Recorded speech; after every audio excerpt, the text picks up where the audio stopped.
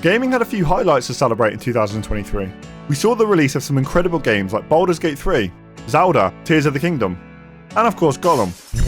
Baggins is precious. Okay, maybe not that last one, but one of the games that 2023 gave us that I enjoyed personally was Hogwarts Legacy.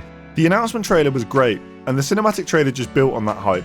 This part of the trailer pretty much perfectly sums up exactly how I felt when watching, but despite pre-release media being on point, I couldn't help but still feel a little bit skeptical, which most likely stems from AAA studios promising us Ferrari and then delivering Skoda.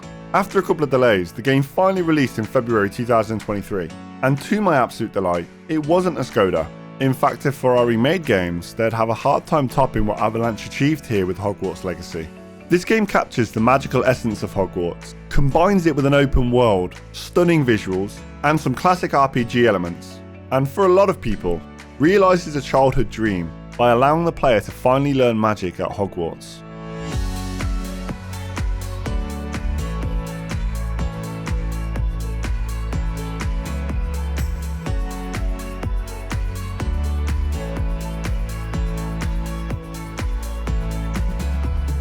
Growing up I had a keen interest in Harry Potter, but perhaps I was far too captivated by just about anything Lord of the Rings to fully appreciate it.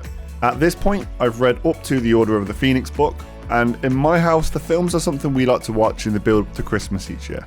One of the strongest positives for Hogwarts Legacy is that the story is set a century or so before the canon Harry Potter material, meaning that the game story and the books and movies can run independently without getting in each other's way. But with that said, if you have never read, played or watched anything from the Wizarding World previously, you can still play this game and have a blast without feeling like you're missing out on any important information. Your journey starts with the all-important acceptance letter into Hogwarts and then proceeds straight into character creation. Now, keeping in mind that the game is set in the late 1800s, character creation covers most bases, but I do feel it's lacking in some areas. The voice options are one of the biggest problems I have here. There's 2 voice options and then a slider to change the pitch. The lack of variety in voice options kind of is what it is, but the 2 that are there do cut it for me. The voice pitch slider, however, starts to make your character sound like someone tried to recreate it using AI and then crank the reverb dial to the max. It was wonderful. I believe I'm really going to enjoy this class. I'm a firm believer that character creation should always allow creative freedom. Elden Ring is a great example of this. If you want to create Kratos from God of War, then you should be able to. The example I've just given wouldn't make much sense for Hogwarts Legacy, but the point I'm trying to make is that creative freedom is always best, and you should always be able to represent yourself as accurately as possible. I will say though, once I had created my character from the options available, I was perfectly okay with how he looked, and I didn't really think about it again throughout my playthrough. Once you've created your witch or wizard, the game gets underway. You're briefly brought up to speed about how Miriam, who is Professor Fig's wife, was investigating the disappearance of an ancient magic, when suddenly, a dragon deletes half the carriage, and our new friend with the sideburns, George. You then take the mandatory pre-Hogwarts visit to Gringotts, before ending up in this place, which I guess is the tutorial. I have to admit, the reason for the tutorial taking place here is a little bit lost on me. It sort of pays into the story eventually, but I can think of a few better ways to offer a tutorial to players, like perhaps within the school, you know, the place that people go to learn. I feel like the game does a good enough job of teaching you basic spells, spellcasting and some good habits early on through the lessons you take and the assignments you're set. For example, early in the game you go through Defense of the Dark Arts classes and other classes like potions and herbology, and honestly, from going through them and gaining the spells that they give you, I felt pretty much prepared for anything. Speaking of the school, let's move on to Hogwarts. It can't really be overstated how incredible the castle is. Even from the outside, just the sheer scale of it is so impressive.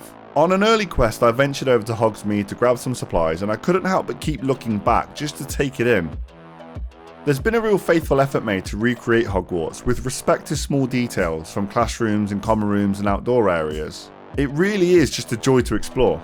I set myself a small challenge early on in the game, which was not to use fast travel within the castle or the Magic Tinkerbell quest tracker as I like to call it, and try to find everything organically.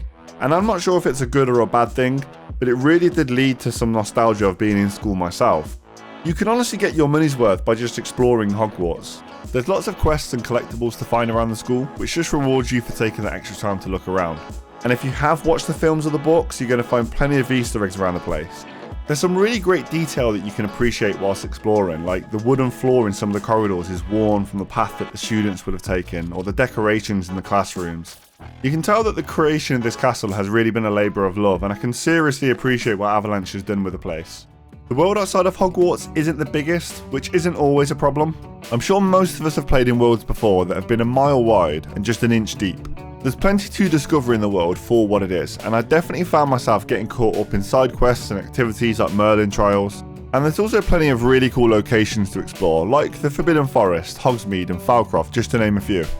I think as far as open worlds go, The Witcher 3 sits atop of the list of the most fun to explore for me. There's always plenty to go at in these worlds, and you're rarely more than a 30-second sprint away from something that's asking for your attention and worth your time. RPGs are all a little bit susceptible to the same problem of there being nothing meaningful or interesting to discover and experience in the actual world itself. And whilst an argument can always be made for a world needing more, I honestly didn't feel myself ever feeling bored in Hogwarts Legacy. The biggest thing I felt was lacking in the world was a moral system. Red Dead Redemption 2 and Elder Scrolls Oblivion are two examples of games that handled this in different ways. For example, in Red Dead 2, your moral standing affected things like prices in stores and bounties in certain regions. In Oblivion, you had a bounty system, but also a fame statistic that would increase as you completed quests or other activities. And you could also hide your identity in Oblivion using the Cowl of Nocturnal, so you could play both sides of the fence if you wanted to. And in both games, you'd have to deal with the respective authorities if you were caught. I feel like one of the ways that atmosphere and stories are built in the Harry Potter books and movies is by the reputation of characters, be it Dumbledore or Voldemort. It would have taken the game to another level if you doing something in the open world like casting an unforgivable curse as an example, with witnesses nearby, led to them talking about it that you could overhear. That's the kind of sandbox freedom that games like Skyrim have, where you can create your own story when you're off on a random tangent one day, and it gives games variety and a replayability factor. Unfortunately, we only tend to see these features being developed in things like mods nowadays, but I'd really love to see them being implemented into the vanilla version of games. This is probably a good jump off point to talk about the combat in Hogwarts Legacy. You start off with a small handful of basic spells that you learn through lessons, and over time you pick up more and more. And the more you learn, the more dynamic combat can get. You can unlock up to a maximum of 4 spell groups that you can switch between during combat, and you can get really creative with the different combinations of spells. I had quite a few different flows during combat, and they constantly evolved throughout the story as I discovered different ways to do damage. That went a long way to keeping things feeling fresh for me, along with using herbology when I needed to. I played the game on hard, not bragging, and I personally found the difficulty of combat respectable enough. It's kind of a nitpick, but enemy variety is lacking a little bit depending on where you go in the world. The unforgivables, if you choose to learn them, are so good to use. I can't tell you how much time I saved by using them on trolls as opposed to running through my spell rotation 30 times and then ended up just throwing rocks at them. And I couldn't not mention the Room of Requirement, a huge addition to the game. This place kind of ties in and supports all the other systems the game offers, such as herbology. You can grow ingredients in here for your potions, and as you progress, it serves as a home for the pets you tame along the way, which you can look after and feed. Again, these also provide you with important materials for brews and potions, and it's a great idea that adds an extra layer so you're not burning through cash just buying them all the time. And speaking of cash, it kind of gets shoved towards you a little bit. Did anyone else have this problem when their bags were constantly full the whole game? I can't tell you how many times I needed to destroy things to be able to loot better tier items. I imagine there's mods or something to deal with this as there are for most things, but an almost mandatory habit you need to form is to go and salop at a vendor somewhere before getting stuck into virtually anything, apart from knapsacking creatures, but you get my point. And by the way, that's what the bag is actually called. Just saying. All the aspects we've spoken about already come together to contribute towards the story in Hogwarts Legacy. The game uses the good old archetype of the protagonist realising their chosen one destiny, which, I'll admit, is a little bit tired. But despite that, it's executed well, maintaining the balance between games being interesting or fun that I've spoken about before, and generally keeping things fresh by giving you lots of different quest lines to follow as you progress the main storyline, which gives you access to a variety of characters and locations.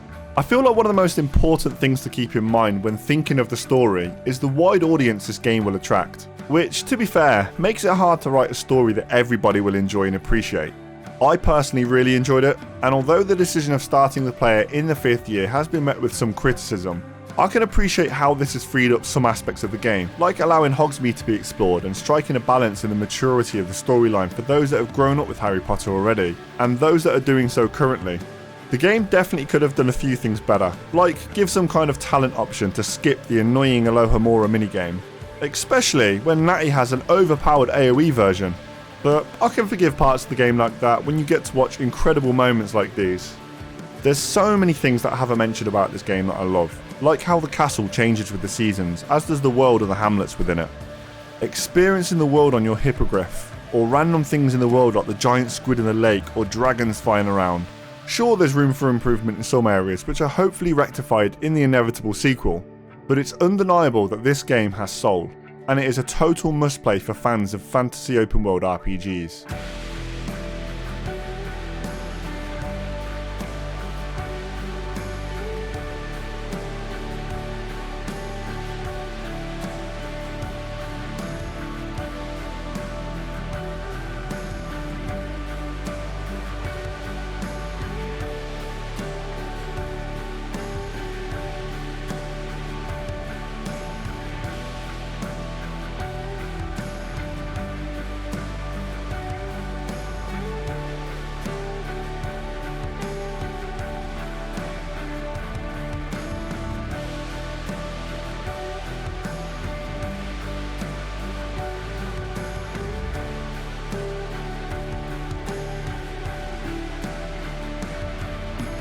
Thank you so much for watching my video. Make sure to leave a like rating, it really helps the channel grow. And subscribe if you want to see more. I'll see you in the next one.